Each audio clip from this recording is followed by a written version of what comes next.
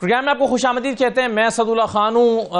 आज महफूज फैसला सुनाया है इलेक्शन कमीशन ने। सुन्नी इत्तेहाद काउंसिल को मखसूस नशस्तें नहीं मिलेंगी, बल्कि ये जो मखसूस नशस्तें हैं ये पीपल्स पार्टी, JUI, नून लीग और बाकी सियासी जमातों में उनकी नुमाइंदगी के मुताबिक तकसीम कर दी जाएंगी। इस फैसले से एक मेंबर ने इख्तलाफ किया है, वो भी इस हद तक इख्तलाफ किया है कि ये सीटें सुन्नी इत्तेहाद काउंसिल को तो नहीं मिल सकती, इस पर वो मुत्तफिक हैं, लेकिन ये बाकी सियासी जमातों में भी नहीं बांटी जा सकती। इस पर इख्तलाफ किया है मेंबर पंजाब ने और कहा है कि कानून साजी की जाए और तब तक ये नशस्तें खाली रखी जाएं। अब सुन्नी इत्तेहाद काउंसिल ने इसको अदालत में चैलेंज करने का ऐलान किया है और अदालत में जब ये मामला जाएगा तो फिर देखेंगे कि अदालत इस पर क्या फैसला करती है। लेकिन सियासी जमातें इस पर अपनी मुख्तलिफ राय रखती हैं। एक तो हम इस पर बात करते हैं, साथ ही साथ हुकूमत साजी का अमल जारी है। अगरचे वज़ीर आज़म आज पाकिस्तान के शहबाज शरीफ साहब ने वज़ीर आज़म पाकिस्तान के तौर पर हल्फ उठा लिया है, लेकिन अभी तक पंजाब की काबीना भी नहीं बन पाई। नहीं, अभी विफाक की काबीना का तो हमें अंदाज़ा नहीं है, लेकिन पंजाब की काबीना भी नहीं बन पाई। तो कानून साजी में भी कुछ रुकावटें दरपेश हैं। कानून साजी में जो इत्तेहादी हैं उनकी भी ज़ाहिर अपनी डिमांड्स हैं। कुछ जो इत्तेहादी हैं उनकी डिमांड्स को पूरा करने की यकीन दहानी करा दी गई है, जबकि कहीं पर अभी भी डेडलॉक बरकरार है या मुज़ाकरात जारी हैं। तो इन तमाम उमूर पर आज के प्रोग्राम में हम सबसे पहले गुफ्तगू करेंगे। हमारे साथ चौधरी सालिक हुसैन साहब मौजूद हैं, मुसर्रिफ काफ के रहनुमा। बहुत शुक्रिया चौधरी सालिक साहब, खुश आमदीद कहते हैं आपको। चौधरी साहब, सबसे पहले तो आपकी राय मैं जानना चाहता हूं, ये जो फैसला आज आया है इलेक्शन कमीशन की जानिब से कि सुन्नी इत्तेहाद काउंसिल को मखसूस नशस्तें नहीं मिलेंगी, बाकी सियासी जमातों में बांट दी जाएंगी, आप इस फैसले को कैसे देख रहे हैं? मैं समझता हूँ कि उनको सीटें मिल जानी थी अगर उन्होंने अपनी डॉक्यूमेंटेशन और बाकी मामला जो है सही रखे होते। तो साहब, इसमें एक राय यह है कि चूंकि सुन्नी इत्तेहाद काउंसिल ने तो बतौर जमात उस वक्त कंटेस्ट ही नहीं किया था, इसलिए उन्होंने कोई लिस्ट भी नहीं दी थी। अब जब बाद में उनके साथ बाकी जमातें शामिल एक जमात शामिल हुई है, तो उनको ये जो है वो एक ऑप्शन दिया जाना चाहिए था कि वो अपनी लिस्ट जमा करा सकें, जैसे कि 2019 में हुआ था। जी, मैं समझता हूँ कि अगर पहले तो इसकी कोई मिसाल मौजूद है तो यकीनन इनको भी इसी तहत मिल जाना चाहिए। लेकिन अगर तो लीगली और डॉक्यूमेंटेशन के हवाले से उनके कंप्लीट नहीं है तो मैं समझता हूँ शायद वो कंस्ट्रेंट आ रहा हो। सही है। लेकिन उम्मी तौर पे मैं एज ए पार्टी को यही समझता हूँ कि अगर उनका लीगल राइट है, अगर उनको मिल सकता है तो जरूर देना चाहिए। मेरा अपना ज़ाती भी ख्याल है कि किसी भी को ये सीटें दे देती, लेकिन क्योंकि डॉक्यूमेंटेशन उनकी वैलिड नहीं है, कंप्लीट नहीं है, शायद इसका ऐसी प्रॉब्लम आ रही है। सही है।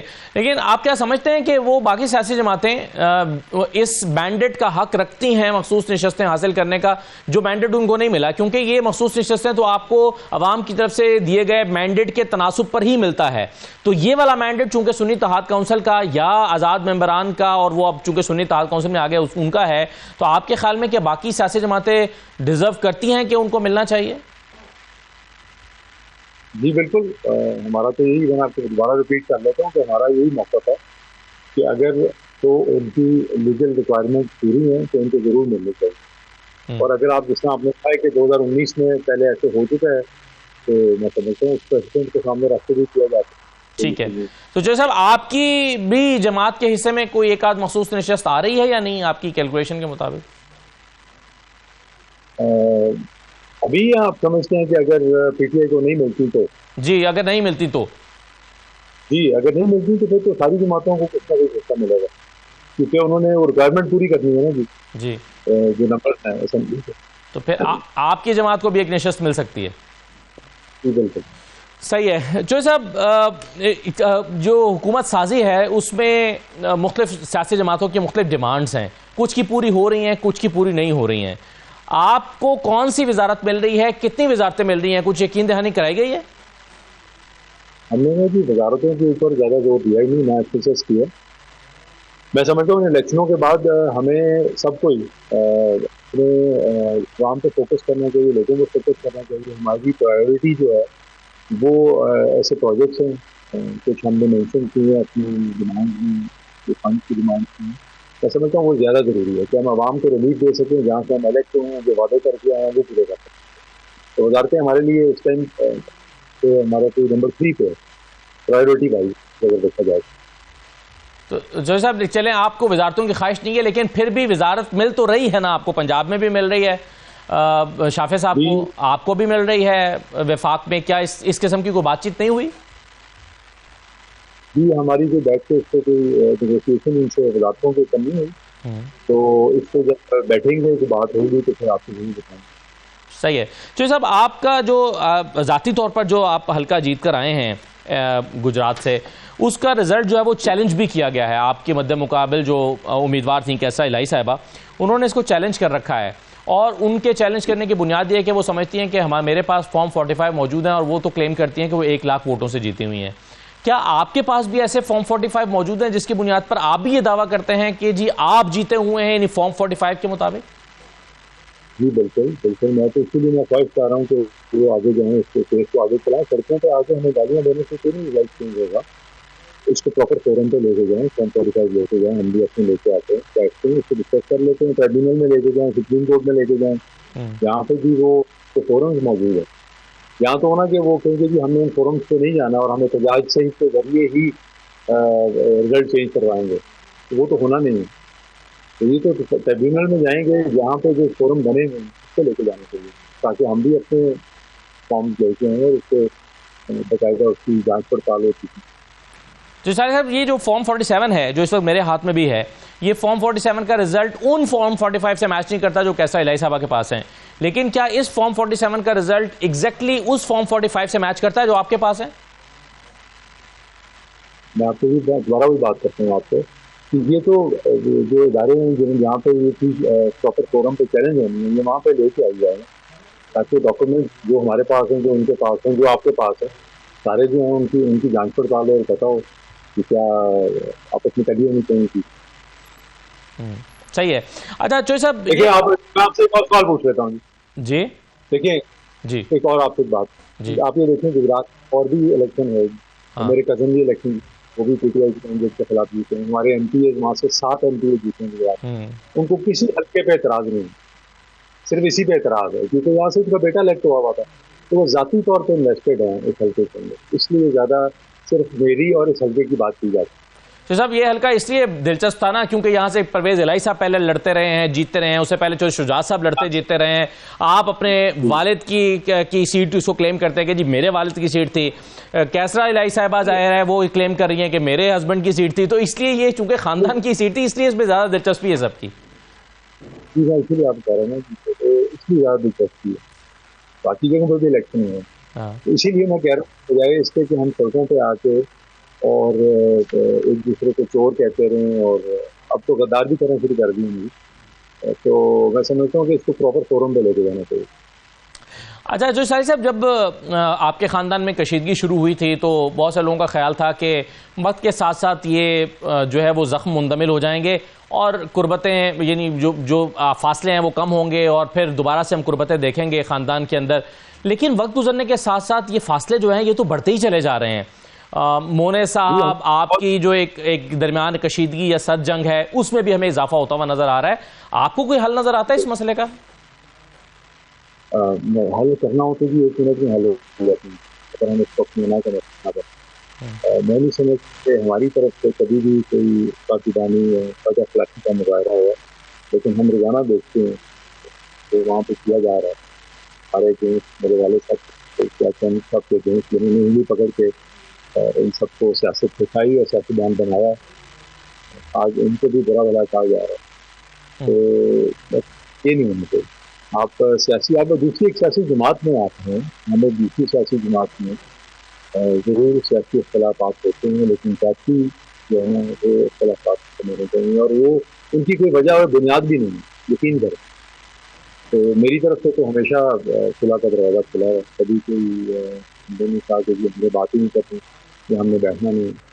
आप बताएं मसला है क्या, वो अगर आप उनसे पूछेंगे तो कोई आपको मतलब या कोई जवाब मिलेगा नहीं उस मुखालफत का, सिवाय इसके कि कितने यहाँ से इलेक्शन नहीं गए, ये मेरे बेटे की सीट। तो ये सियासी तौर पर तो कोई विरासत में तो नहीं है कुर्सियाँ या सीटें होती,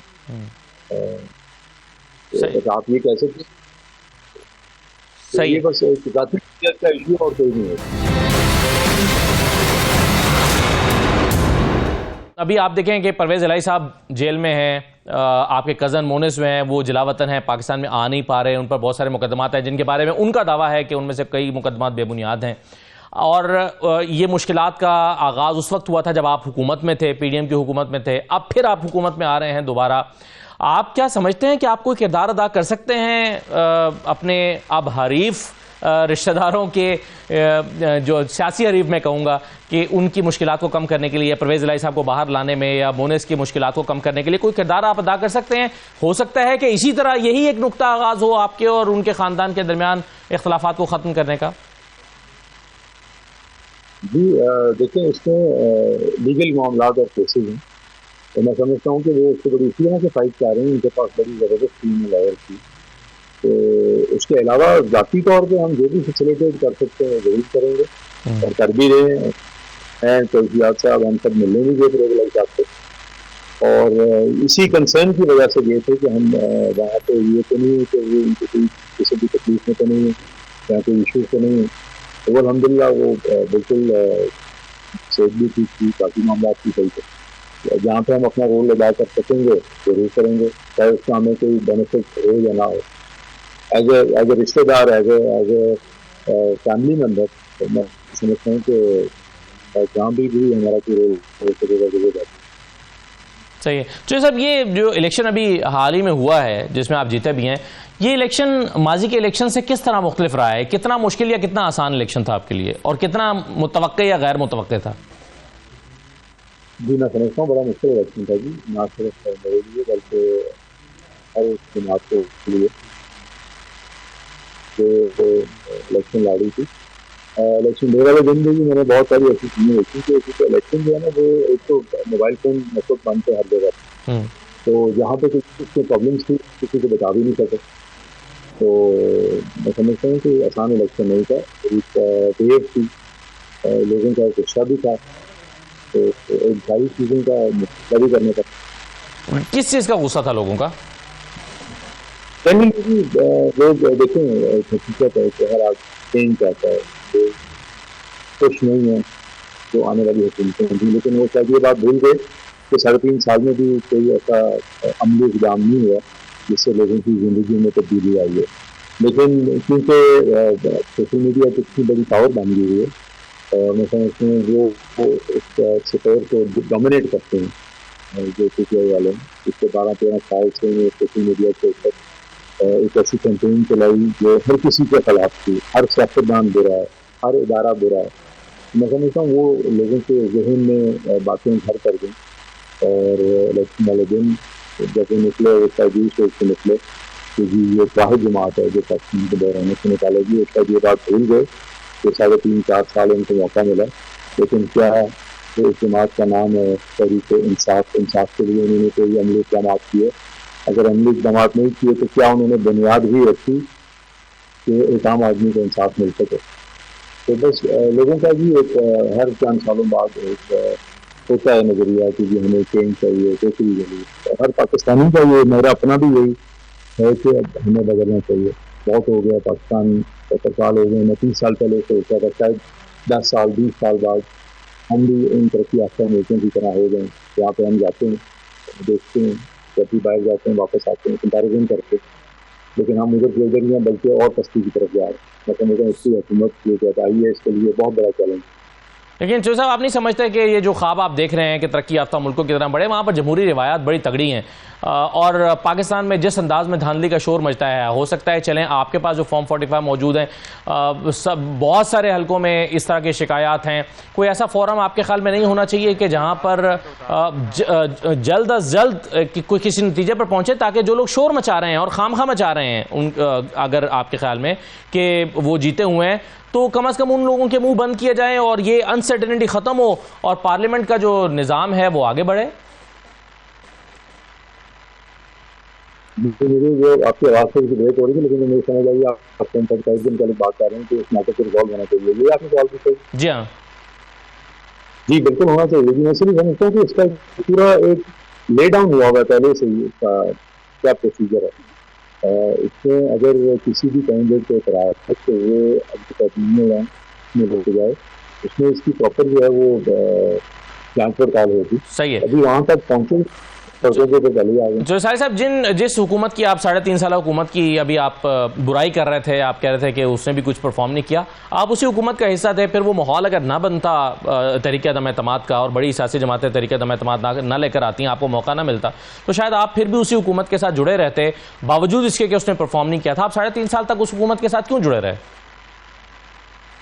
मैं समझता हूँ कि हमने जब उनके साथ अलायंस किया था, ये सोच के किया था कि जेन्युइनली तब्दीली की तरफ हम जाएंगे, चीज़ें बेहतर ही होंगी। लेकिन इन 3.5 साल के आखिर में तरीके एतमाद से पहले हर बंदा मायूस था, यहाँ तक कि उनके अपने पीटीआई के मेंबर्स में नाम नहीं रहता है, हमारे पास असेंबली में आते थे, मेरे साथ बैठते थे, हमें कहते थे कि इलेक्शन हो तो हमारा तो स्वीप हम हो जाएंगे, हमें तो नून लीग वाले जो हैं वो हर जगह से हरा देंगे, तो आप अपनी जमात में हमारी जगह रखिएगा, हम इस पार्टी से इलेक्शन लड़ेंगे तो हम हार जाएंगे। ये उनका, आपको मैं बता रहा हूँ, जनवरी 2022 के अंदर इनका मौक़िफ़ था। सही है। तो चौधरी साहब, आज आपको इस बात का इदराक है कि आज आप एक ऐसी हुकूमत का हिस्सा बनने जा रहे हैं जो 16 महीने में परफॉर्म नहीं कर सकी थी, और परफॉर्म ना करने की वजह से आप खुद कह रहे हैं कि लोगों का गुस्सा था, लोग नाराज थे, और फिर एक ऐसी हुकूमत का हिस्सा बनने जा रहे हैं कि जिसके लिए अगेन गवर्नेंस आसान नहीं होगी, चैलेंजेस इस नौयत के हैं, तो इसके अगेन सियासी असरात मुरतब हो सकते हैं आपकी जमात की पॉलिटिक्स पे। मैं समझता हूँ कि आपकी जो बात है उसका बिल्कुल हमें कंसर्न है, और ये कंसर्न मैं 2 दफ़ा रेज कर चुका हूँ। पार्लियामानी पार्टी की जो मीटिंग हुई थी उसमें मैंने बिल्कुल क्लियरली ये कंसर्न रेज किया था, जो भी हमारे वज़ीर आज़म साहब हैं वो भी वहाँ पे मौजूद। तो हमारे ऑब्वियसली यही जिम्मेदारी है, हमने अपने हल्कों में भी तो जवाब दे रहे हैं, तो हम क्या अपोजिशन पूरे काम कैसे करें?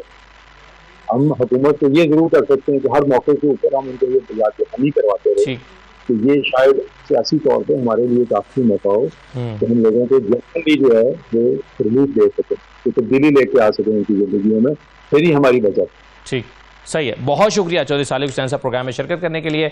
हमारे साथ चौधरी सालिक हुसैन मौजूद थे, अपनी जमात की और अपनी हुकूमत की जिसमें का वो हिस्सा बनने जा रहे हैं, उसके हवाले से बातचीत कर रहे थे। एक छोटा सा ब्रेक लेते हैं, ब्रेक के बाद वापस आते हैं।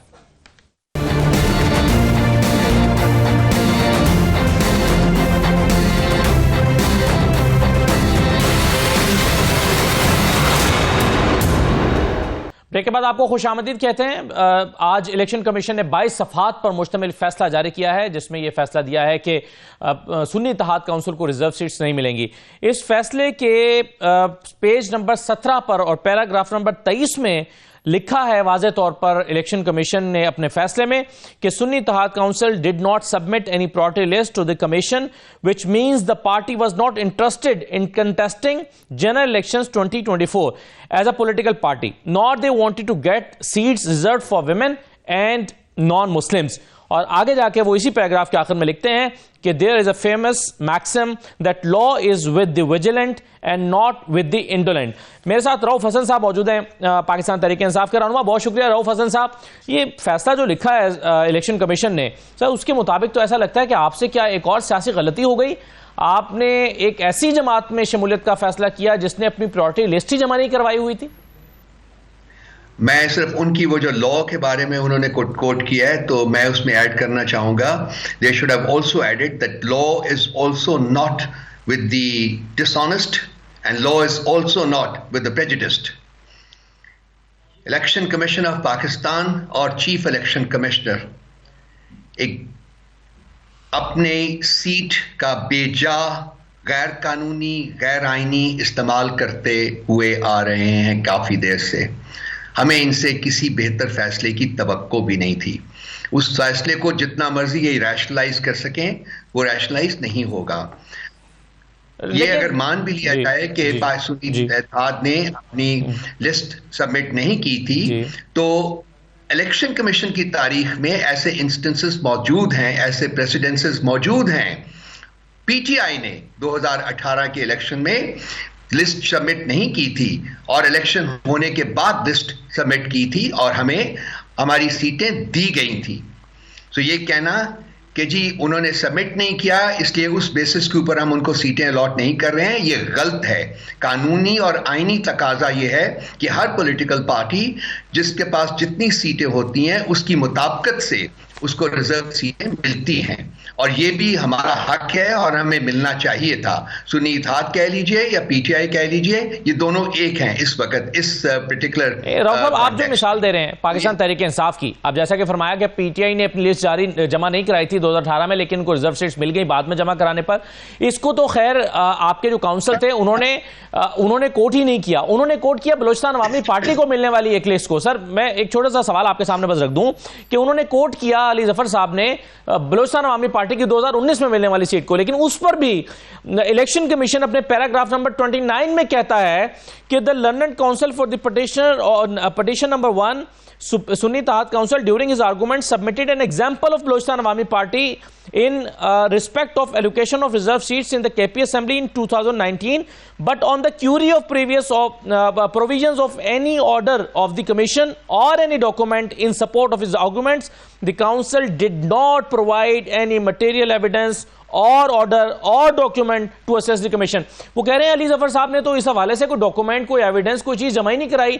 ये वो आर्गूमेंट है रऊफ हसन साहब जो हम बहुत दिन से टेलीविजन पर सुन रहे हैं, तो ये हैरान कुन नहीं है कि इसका कोई एविडेंस तहरीरी तौर पर जमा ही नहीं हुआ इलेक्शन कमीशन के पास? देखिए, उनके पास अपने रिकॉर्ड में ये चीजें मौजूद हैं। जो इंस्टेंस मैंने कोट किया है वो पीटीआई के साथ हुआ है। 2018 में हमें लेट सबमिट करने के ऊपर भी सीटें मिली थी।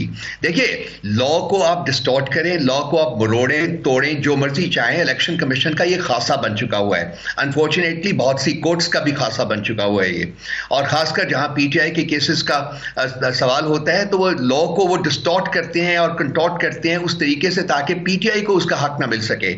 हमें बिल्कुल इन अदारों से कोई उम्मीद नहीं थी, ना है, लेकिन हम कोशिश करते रहेंगे, हम अपना केस लड़ते रहेंगे, क्योंकि हमने at the end of the day अपना हक जो है वो लेना है इनसे। वो जैसे भी लेना पड़ेगा वो हम लेंगे। Obviously that struggle is going to be within the constitutional and legal domains and within the political domain also. हम वो तमाम रास्ते जो हम अडॉप्ट करेंगे हम उसे लेंगे। ये उनका कोर्ट करना, बैरिस्टर जफर साहब ने ये कहा है और ये नहीं कहा, ये चीजें काउंट नहीं करती हैं। जब आप एक लॉयर जो अपनी सबमिशंस कर रहा होता है तो वो किसी एक की मिसाल देता है, वो 10 मिसालें या 20 मिसालें देने के लिए उसके पास वक्त ही नहीं होता। सर, वो जो इसलिए जो मिसाल उसमें भी अगर वो डॉक्यूमेंट सबमिट कर देते, इलेक्शन कमीशन कह रहा है कि हमने तो हमारी क्यूरी थी कि आप इसके डॉक्यूमेंट दें, वो नहीं सबमिट किया गया, तो ज्यादा बेहतर ना हो जाता? अगर डॉक्यूमेंट, ये टेक्निकलिटी है, अगर उनको डॉक्यूमेंट चाहिए तो आप टाइम दे देते, मांग लेते। क्या ये नहीं हो सकता? अगर वो इंसाफ का तकाजा सामने रख के कहते जी कि हाँ इनका हक बन रहा है तो हम इनसे ये डॉक्यूमेंट मांग लेते हैं, तो डॉक्यूमेंट सबमिट किया जा सकता था, उसमें तो कोई मुजायका नहीं है। लेकिन प्रॉब्लम यह है कि यहां इरादा ही नहीं है। पिछले देखिए, आप पिछले 2 साल से देखिए, little less than 2 years, PTI के साथ हो क्या रहा है? किस कोर्ट ने, इलेक्शन कमीशन का पास्ट का रिकॉर्ड देखिए, हमारे 2 इंट्रा पार्टी इलेक्शंस के रिजल्ट्स इन्होंने रिजेक्ट किए हैं। अभी मैंने तीसरा इंटर पार्टी इलेक्शन खत्म किया, हम इसी हफ्ते इनको सबमिट कर देंगे उसके रिजल्ट्स, और हम भी फेयरिंग कि उसके साथ भी वो वही करेंगे जो कि पहले 2 रिजल्ट्स के साथ किया है। बिकॉज़ वो तो चले, वो तो अकबर बाबर 5 तारीख को, एक मिनट तक ये सारा कुछ एक प्लान के तहत हो रहा है, जो लंदन प्लान है उसकी एग्जीक्यूशन हो रही है। 82 सीटें हमारी छीनी गई, रात को शबखून मारा गया, वो नहीं नजर आ रहा सबको। अच्छा रऊफ हसन साहब, अब मामला ये है कि आप जी चलिए, ये आप देखें ना, इस पे फोरम्स मौजूद हैं, आप ऑलरेडी फोरम्स पे गए हुए हैं, हाई कोर्ट्स में गए हैं, ट्राइब्यूनल्स के पास गए हुए हैं, कुछ लोग आपके सुप्रीम कोर्ट में गए हुए हैं, तो मुख्तलिफ फोरम्स पर आपकी मुख्तलिफ पिटीशंस मौजूद हैं। अब आप अगेन इसके खिलाफ आपने कहा है कि आप हाई कोर्ट में जाएंगे, हाई कोर्ट से फैसला ना आए तो अगेन आप जाहिर है सुप्रीम कोर्ट के पास जाएंगे। लेकिन रऊफ साहब, तब तक तो सेनेट इलेक्शंस हो चुके होंगे, तो आप सेनेट के इलेक्शंस के में अपनी सीटें जाहिर है वो आपको नहीं मिलेंगी जो आपको एक्चुअल, जो आप जो एक्सपेक्ट कर रहे हैं, फिर क्या होगा? देखिए, मकसद ही ये है कि हमें ये सीटें नहीं देंगे, हमें हमारा जो रिजर्व सीट्स हैं उस पे नहीं देंगे, हमें ये सेनेट की सीटें नहीं लेने देंगे। यही उस प्लान का मकसद है। जिस तरीके से ये हुकूमत बनाई गई है फॉर्म 47 के ऊपर, वो क्या वो जस्टिफाइड है? क्या वो लीगल है? क्या वो कॉन्स्टिट्यूशनल है? अब ये अदालतों में हम गए हुए हैं, ये 5 साल लगा देंगे उनको सुनने के लिए। असद साहब, रऊफ हसन साहब, आप पर यह इल्जाम है कि आपके जमाने में भी जो लोग जीते या जिन पर धांधली का इल्जाम लगाया गया, उनके फैसले भी तो ट्राइब्यूनल्स में बहुत देर से फैसले आए ना। ये शबखून जो मारा गया है जी, ये शबखून जो मारा गया है, इसका कोई प्रेसिडेंस नहीं है पाकिस्तान के इलेक्टोरल तारीख में। छोड़ दीजिए पास्ट को भूल जाइए, आज की बात करें। मुस्तकबिल की बात करें, हम पाकिस्तान को किस तरफ लेके जा रहे हैं? जब आप मुस्तकबिल की बात करते हैं, में धकेल रहे हैं हम पाकिस्तान रऊफ हसन साहब, जब आप मुस्तकबिल की बात करते हैं, ये जो आपने धंधाला किया है, ये इसकी बात करें। सर, अगर आप मुस्तकबिल की बात करते हैं तो आप शहबाज शरीफ साहब तो रऊफ हसन को मशवरा दे रहे हैं और बाकी जमातों को, पीटीआई के बाकी लोगों को, कि आए आके मिसाके मुफाहमत करते हैं। सुनिए जरा, उन्होंने आपसे क्या एक शिकवा भी किया है, एक दावत भी दी है। अभी शिकायत पर एहतजाज हुआ, अगर उसके लिए आईनी रास्ता मौजूद है, IMF को खत लिखने की क्या जरूरत थी? अगयार के पास जाने की क्या जरूरत थी? इसका मतलब यह है कि आपने अगयार को दावत देकर पाकिस्तान के अंदर मुदाखलत का रास्ता आपने पैदा करने की कोशिश की है। आए इंतखाबी निज़ाम के इस्लाह के लिए बैठे, मिलकर हम एक ऐसा इंतखाबी निज़ाम आइंदा के लिए बनाएं कि अगर कोई शिकायत है तो खत्म हो जाए। आज फिर मिसाके मईशत का इयादा करता हूँ, इसके साथ मिसाके मुफाहमत की भी मैं। रऊफ हसन साहब, आप भी अचकज़ई साहब के बारे में क्या कुछ कहते थे और आज उनको सदारती उम्मीदवार बना दिया? ये तो सियासत में बनाया है उनका, लेकिन हमारा कॉन्टेक्ट जो है वो ऑनेस्ट है। हमने इसलिए बनाया है उनको कि वो आज एक सही बात कर रहे हैं, वो एक डिप्राइव्ड सूबे की बात कर रहे हैं, उसके हकूक की बात कर रहे हैं, वो इलेक्शन में दंडाले की बात कर रहे हैं।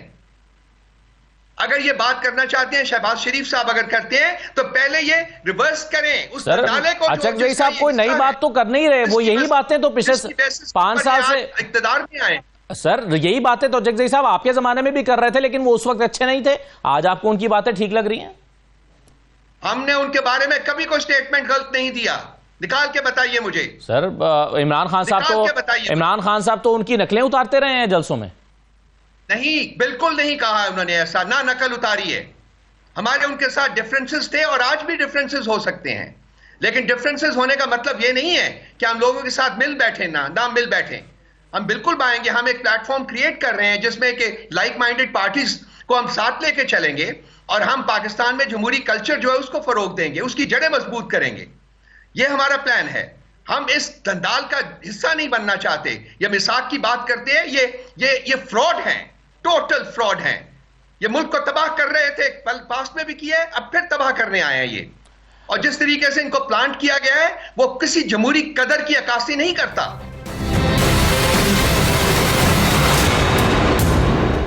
रऊफ साहब, IMF मुल्क की जरूरत है, इस बात से तो आप मुत्तफिक हैं कि IMF का प्रोग्राम पाकिस्तान को चाहिए। अगर आपकी हुकूमत बन जाती तो भी IMF का प्रोग्राम पाकिस्तान को चाहिए होता। क्यों खत लिखा गया IMF को? ये IMF का प्रोग्राम जो है, आपने लेटर पढ़ा है जनाब असद साहब? जी, मैंने पूरा पहली सतर से लेकर आखिरी सतर तक पढ़ा है। पढ़ के पढ़ा है? मुझे जरा उसका सेकंड पैराग्राफ पढ़ के बताइए सर, आपने पढ़ा तो। मैं वो पैराग्राफ भी तो पढ़ना चाहता हूं ना, कि जिसमें आपने ये कहा है कि जब तक सवाल का जवाब तो देना जो आपने फरमाया है। हाँ। उसका जवाब दें, पढ़िए सेकंड पैराग्राफ। मेरे पास इस वक्त वो आपका लेटर मौजूद नहीं है, मैं मंगवा लेता हूं, लेकिन मैंने पूरा पढ़ रखा है आपको। सर साहब, मेरा ख्याल आपने पढ़ा ही नहीं जनाब, मैंने आप सिर्फ सवाल कर रहे हैं, मैं आपको पढ़ के सुनाता हूं। पढ़िए सुनिए जी। ये बात आगाज में ही वाज़ेह करता चलूं कि पीटीआई रियासत पाकिस्तान के लिए IMF के किसी भी सहूलत की राह में रुकावट नहीं बनना चाहती जी, जो मुल्क की फौरी और तवील मुद्दती माशी बहबूद को फरोग देती हो। इस लेटर का मकसद IMF की इंटरवेंशन इसमें नहीं है कि वो पाकिस्तान को कर्जा ना दे। हमने उनका जो मैंडेट है उसकी एक क्लॉज है, उसको इन्वोक किया है, और वो भी मैं आपको पढ़ के सुनाऊं क्योंकि आपने लेटर नहीं पढ़ा। अमला ये भी निशानदेही कर सकता है, IMF का अमला ये भी निशानदेही कर सकता है कि बदउनवानी के वसी अफवाहों के माहौल में जी, जहां अफवाहों पर हकीकतन एतबार भी किया जा सकता हो, जैसा कि आजकल पाकिस्तान की अफवाहें हैं, ऐसे खदशात को दूर करने के लिए एक आजादाना what is the extent of rigging in this country. आपने जिस मुल्क को कर्जा देना है वो मुल्क जो है वो कर्जा वापस करने की पोजीशन में भी होना चाहिए। क्या है रऊफ हसन साहब, वो सुन ले, इसका क्रक्स क्या है कि जब तक ये 30% पे ऑडिट ना हो जाए तब तक IMF प्रोग्राम पाकिस्तान को ना दिया जाए। सुन ले, नो ये भी नहीं कहा हमने। पढ़िए, फिर लेटर पढ़े फिर बात करें। पढ़िए, ये हम कहते हैं कि कर्जा वापस करने के लिए आपको दूररस माशी इस्लाहात करनी होंगी, जिसके लिए जरूरी है कि पब्लिक का मैंडेट आपके पास हो, आप एक लेजिटिमेट हुकूमत हो, आप एक लीगली लेजिटिमेट हुकूमत हो, कॉन्स्टिट्यूशनली लेजिटिमेट हुकूमत हो। इस हुकूमत के साथ अवाम नहीं है। सर, का मैंडेट अगर ये लेजिटिमेट हुकूमत नहीं है तो आप इस नहीं है। तो सर आप इस पार्लियामेंट में जाके बैठे हैं तो आपने इसको तस्लीम कर लिया ना, इस हुकूमत को। हम बैठेंगे, अपने राइट के लिए लड़ेंगे, पार्लियामेंट में रहेंगे हम। तो क्या ये स्टेट ऑफ अफेयर्स नहीं चलाएगी सर? ये हुकूमत, क्या हुकूमत लेजिटिमेट हुकूमत नहीं है, सर, हम इसको नहीं मानते। क्या ये हुकूमत पाकिस्तान के फैसले नहीं करेगी? उन्होंने फैसला करना है, वो करें। हम अपना पूरा जोर लगाएंगे कि ये पाकिस्तान के खिलाफ, पाकिस्तान के इंटरेस्ट के खिलाफ फैसले ना करें। हम बैठेंगे वहां पार्लियामेंट में। मैंने बसा औकात कहा है कि हम पार्लियामेंट में बैठेंगे और अपना केस राव साहब, लड़ेंगे। चलिए मुझे ये बता दीजिए कि क्या आप चाहते हैं IMF का प्रोग्राम पाकिस्तान को मिले इन हालात में, जिन हालात में हम अभी एग्जिस्ट करते हैं, या ना मिले? आपकी हतमी राय क्या है? IMF ने ये इवैल्यूएट करना होगा कि क्या पाकिस्तान कर्जा वापस करने की पोजीशन में। ये हम नहीं कह रहे, ये IMF कह रही है। और उसके लिए मैंने पहले भी कहा है, अवामी मैंडेट, लेजिटिमेट अवामी मैंडेट की जरूरत है हुकूमत को। We must have a legitimate government in this country. तो गोया आप कह रहे हैं, गवर्नमेंट ऑफ फ्रॉड। आप पहले कह रहे हैं कि लेजिटिमेट गवर्नमेंट फॉर्म की जाए, चाहे दोबारा इलेक्शन हो या इन्हीं को ठीक किया जाए और फिर IMF आए, तब तक IMF का प्रोग्राम नहीं आना चाहिए। दोबारा इलेक्शन करवाया जाए और अवाम का मैंडेट माना जाए, और तब तक IMF का प्रोग्राम ना आए पाकिस्तान में। मैंने नहीं कहा ये, फिर क्या कह रहे मैंने हैं पढ़ के आपको सुनाया है। आप अपनी कंक्लूजन मत करें, नहीं, आप मेरिट की बेसिस के ऊपर बात करें। मैंने आपको सारा लेटर पढ़ के सुना देता हूं, मेरे पास मौजूद है। राव साहब, जिस दिन ये आपका लेटर मीडिया पर आया था ना, उसी दिन हमने इस लेटर पर आपके यहां पर प्रोग्राम में PTI के लोग बैठे थे, हमने वो पूरा लेटर के पूरे पैराग्राफ डिटेल से डिस्कस कर लिए हैं, जिसके बारे में आप बार बार कह रहे हैं आपने लेटर नहीं पढ़ा, लेटर नहीं पढ़ा, लेटर नहीं पढ़ा, बार बार कह रहे हैं। मैंने उस लेटर के सारा कंटेंट आपके लीडर्स के साथ उसी दिन बैठ के, जिस दिन वो आपके नाम से आपका लेटर जारी हुआ था या लीक हुआ था या जो व्हाटएवर, हम उसको डिस्कस कर चुके हैं तफसील से। इसलिए आप ये तो बराए मेरी मेहरबानी बार बार मत दोहराइए कि आपने लेटर नहीं पढ़ा। दूसरी बात यह है कि मैं इसका, आपने अगर लेटर पढ़ा भी होगा तो लेटर को समझा नहीं है फिर। अच्छा चले हाँ, मैं ये कह लीजिए कि मुझे समझ नहीं आया। मैं इसीलिए तो समझने की कोशिश कर रहा हूं क्योंकि मैं समझ नहीं पाया, क्योंकि मुझे लगता है पढ़ के सुनाया ना, आप सुन रही हैं, आप अपनी बात दोहराते जा रहे हैं। अच्छा चलिए, मैं ठीक है, अब हम सर कंक्लूजन मैं नहीं देता, आप कंक्लूजन दे दीजिए।